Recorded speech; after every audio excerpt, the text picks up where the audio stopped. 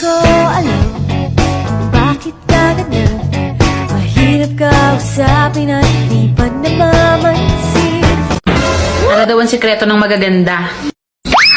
Diyos ko, kape lang to.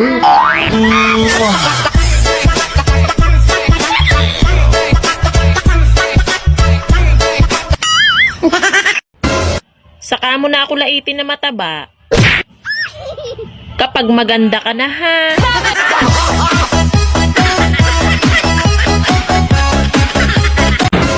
Ako? Plastic? Oo naman. Siyempre ginaya kita eh. Mas ginalingan ko lang.